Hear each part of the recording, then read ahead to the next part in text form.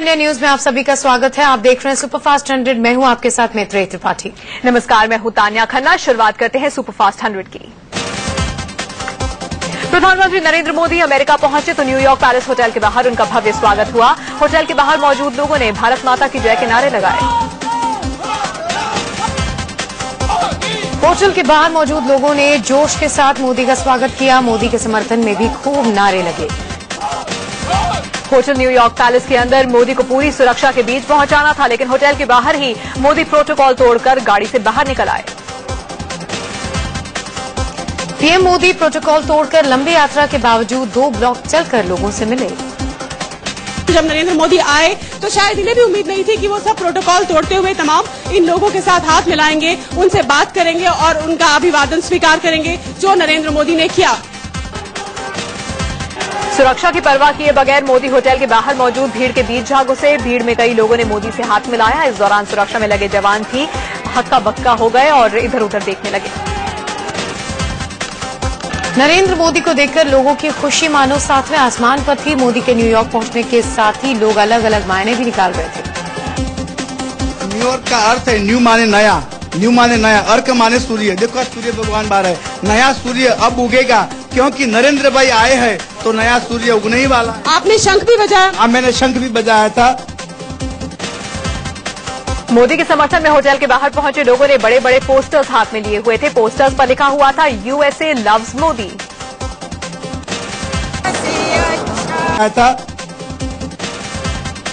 मोदी के समर्थन में होटल के बाहर पहुंचे लोगों ने बड़े बड़े पोस्टर्स हाथ में लिए हुए थे। पोस्टर्स पर लिखा हुआ था USA loves Modi. PM Modi के स्वागत में खड़े लोगों का जोश और जुनून देखते ही बन रहा था। होटल के बाहर मौजूद लोगों ने सारे जहां से अच्छा गीत के जरिए अपने उत्साह को दिखाया। पीएम मोदी जैसे जैसे भीड़ के साथ आगे बढ़ रहे थे, भीड़ और उत्साहित हो रही थी। लोगों ने वंदे मातरम के नारे भी खूब लगाए।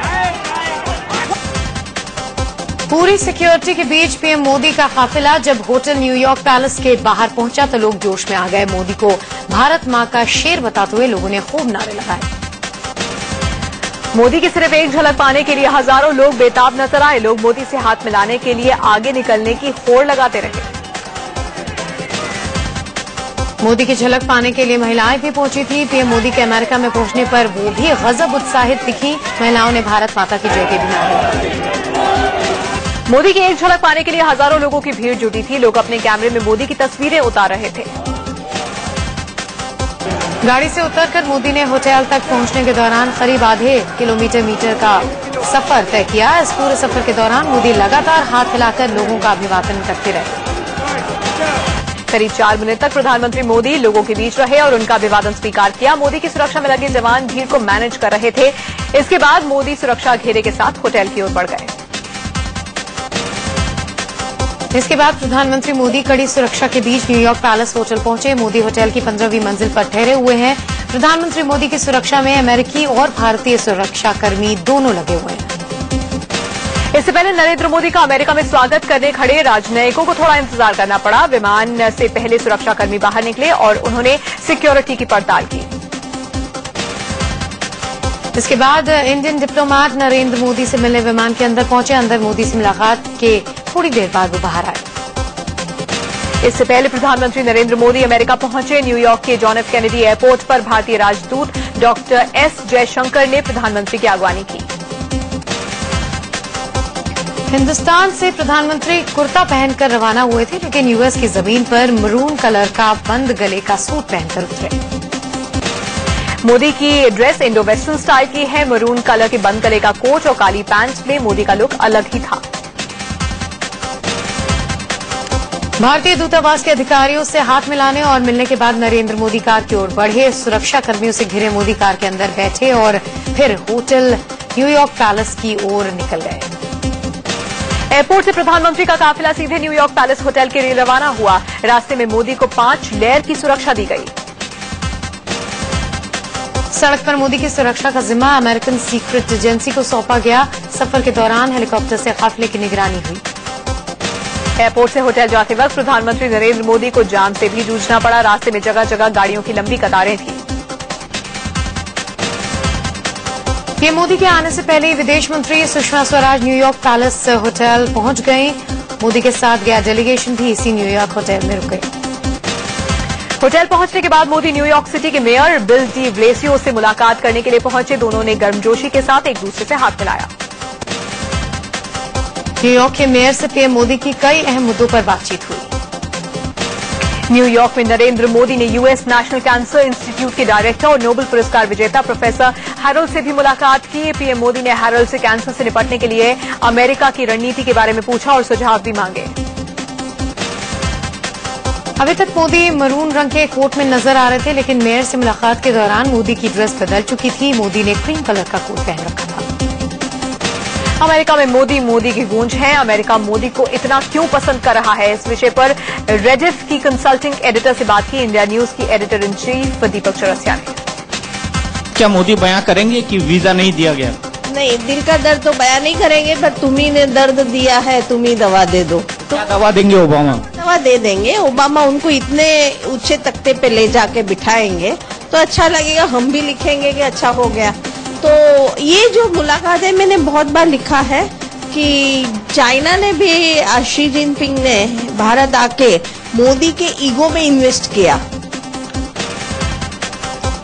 मोदी 5 दिनों के अमेरिका दौरे पर हैं। इस दौरान वो अमेरिकी राष्ट्रपति बराक ओबामा समेत कई लोगों से मुलाकात कर अहम मुद्दों पर चर्चा करेंगे। 5 दिन के दौरे में पीएम मोदी के करीब 50 कार्यक्रम होने हैं।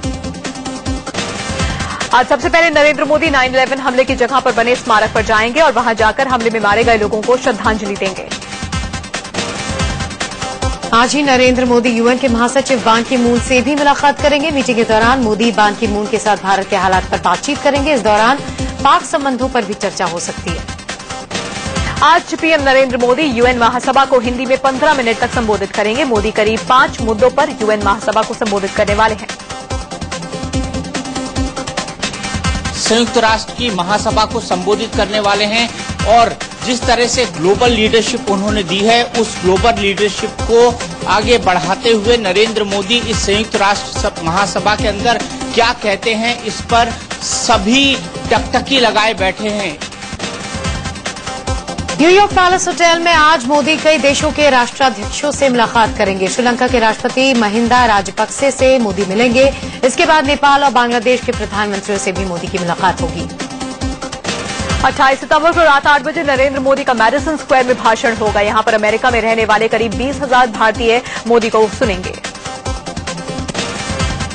29 सितंबर को PM Narendra Modi Washington DC में अमेरिकी राष्ट्रपति से खास बातें करेंगे। उनके खास मेहमान होंगे। पीएम मोदी की अमेरिकी राष्ट्रपति बराक ओबामा की पहली मुलाकात शाम 7 बजे व्हाइट हाउस में निजी डिनर के दौरान होगी।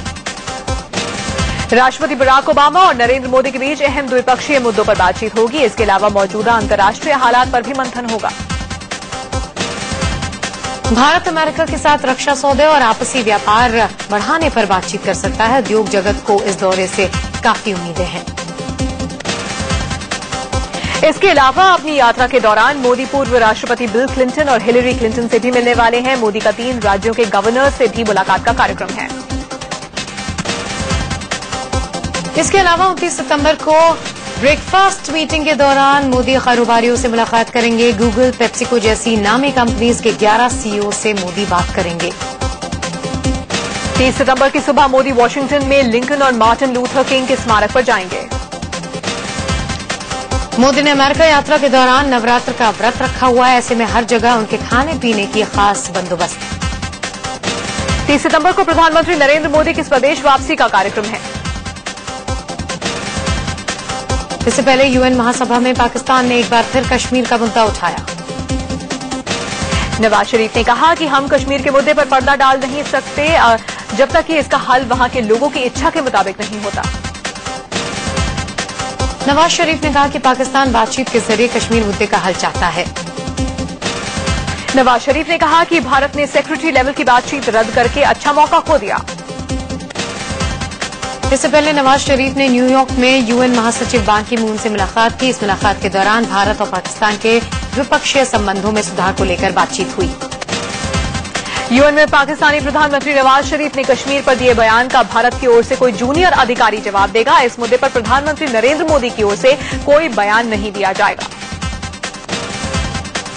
नवाज शरीफ के बयान के बाद भारत में भी इस पर प्रतिक्रिया हुई है। बीजेपी नेता नलिन कोहली ने कहा कि पाकिस्तान कभी भी बातचीत को लेकर गंभीर नहीं रहा। आरएसएस ने भी पाकिस्तानी पीएम नवाज शरीफ के बयान पर कड़ी प्रतिक्रिया दे दी है। आरएसएस विचारक राकेश सिन्हा ने कहा कि पाकिस्तान ने कभी दोस्ती चाही ही नहीं। बीजेपी ने महाराष्ट्र में आज 51 उम्मीदवारों की दूसरी लिस्ट जारी कर दी है। आपको बता दें कि महाराष्ट्र में 15 अक्टूबर को होने वाले विधानसभा चुनाव के लिए नामांकन दाखिल करने की आज आखिरी तारीख है। शिवसेना से समर्थन वापसी के बाद बीजेपी के राष्ट्रीय अध्यक्ष अमित शाह आज पहली बार मुंबई पहुंच रहे हैं। उधर महाराष्ट्र बीजेपी के प्रभारी राजीव प्रताप रूडी ने कहा कि सभी सहयोगी दलों का ख्याल रखा जाएगा और वाजिब सीटें दी जाएंगी। शिवसेना और बीजेपी में से किससे समर्थन किया जाए, इसका फैसला रामदास आठवले आज लेंगे। सूत्रों से खबर है कि आरपीआई ने बीजेपी के साथ रहने के लिए गठबंधन में रहने के लिए शर्त भी रखी है। बताया जा रहा है कि आरपीआई प्रमुख रामदास अठावले ने मोदी सरकार में मंत्री पद मांगा है। महाराष्ट्र बीजेपी के अध्यक्ष देवेंद्र फडणवीस ने कहा कि बीजेपी न तो एनसीपी के साथ गठबंधन करने वाली है और न ही महाराष्ट्र नवनिर्माण सेना के साथ।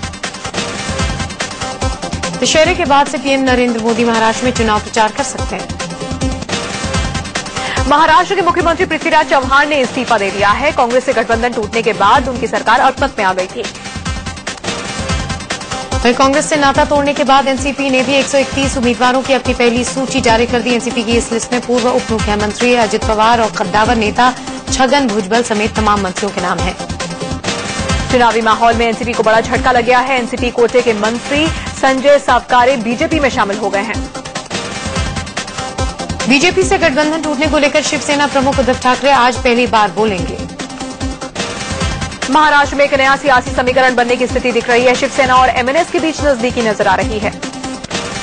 दरअसल आध्यात्मिक गुरु भैयोजी महाराज ने सियासी रंजिश भुलाकर दोनों ठाकरे भाइयों को एक साथ आने की अपील की थी। हरियाणा में 15 अक्टूबर को होने वाली आगामी विधानसभा चुनावों के लिए आज नामांकन का आखिरी दिन है। हरियाणा में कुल 90 विधानसभा सीटें हैं, जिनमें 15 अक्टूबर को वोट डाले जाएंगे और वोटों की गिनती 19 अक्टूबर को होगी।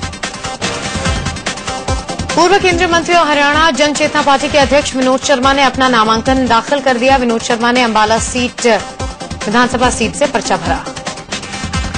इससे पहले हरियाणा जन चेतना पार्टी के अध्यक्ष विनोद शर्मा नामांकन के लिए अपने हजारों समर्थकों के साथ पहुंचे। कार्यकर्ताओं का जोश देखते हुए विनोद शर्मा ने लोगों का अभिवादन स्वीकार किया। वहीं अंबाला में जुलूस के दौरान कार्यकर्ताओं ने विनोद शर्मा जिंदाबाद के नारे लगाए। कई समर्थक हाथों में हरियाणा जन चेतना पार्टी का चुनाव चिन्ह गैस सिलेंडर लेकर नजर आए। इससे पहले हरियाणा जन चेतना पार्टी के अध्यक्ष और पूर्व केंद्रीय मंत्री विनोद शर्मा ने 19 उम्मीदवारों की लिस्ट जारी की थी। हरियाणा जनहित कांग्रेस के तहत हुए गठबंधन के मुताबिक हरियाणा जन चेतना पार्टी 25 सीटों पर चुनाव लड़ रही है। हरियाणा की कालका सीट से शक्ति रानी शर्मा को हरियाणा जन चेतना पार्टी ने उम्मीदवार बनाया। शक्ति रानी शर्मा सामाजिक कार्यों में बढ़ चढ़कर हिस्सा लेती रही हैं। हरियाणा जन चेतना पार्टी ने जो लिस्ट जारी की है उसके मुताबिक नरवाना से समुंदर सिंह, बरोड़ा से राजकुमार चेयरमैन चुनाव लड़ेंगे, तो वहीं इसराना से शांति देवी और मेहम सीट से सौरभ फरमाना उम्मीदवार हैं। लेती रही हैं। हरियाणा जन चेतना पार्टी ने जो लिस्ट जारी की है उसके मुताबिक नरवाना से समुंदर सिंह, बरोड़ा से राजकुमार चेयरमैन चुनाव लड़ेंगे, तो वहीं इसराना से शांति देवी और मेहम सीट से सौरभ फरमाना उम्मीदवार हैं। हरियाणा जन चेतना पार्टी ने बेरी सीट से मौजी राम चेयरमैन, यमुनानगर से विनय शर्मा, नंगल चौधरी से राम सिंह यादव और थानेसर विधानसभा सीट से राजेश शर्मा को उम्मीदवार बनाया है।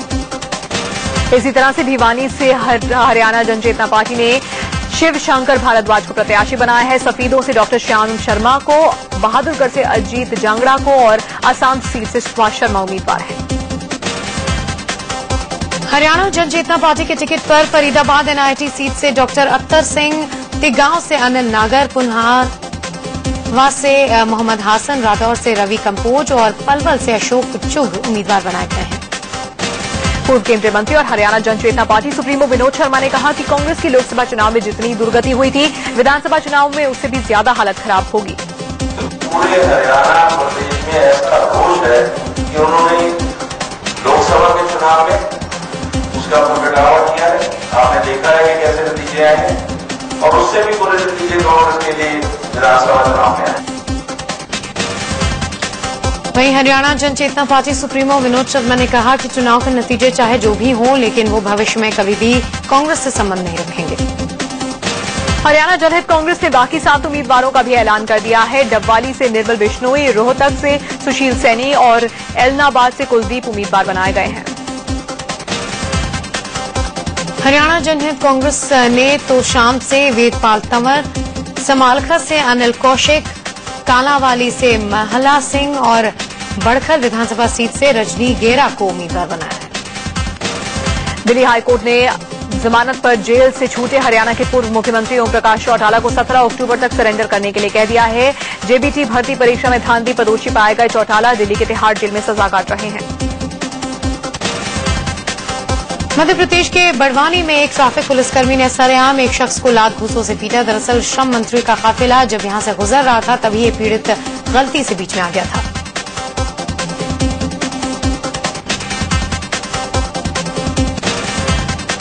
बैंक से पैसे निकालने वालों के लिए बेहद जरूरी खबर है। 30 सितंबर से लेकर 6 अक्टूबर तक एक हफ्ते तक बैंक में कामकाज बंद रहेगा, इसलिए 29 सितंबर तक बैंक से अपना पैसा निकाल लें। दरअसल 30 सितंबर और 1 अक्टूबर को बैंकों में क्लोजिंग डे होने की वजह से सिर्फ इंटरनल काम होगा, यानी बैंक खुले रहेंगे और स्टाफ भी आएगा, लेकिन ग्राहकों का कामकाज न होकर आंतरिक टीका जोका ही होगा।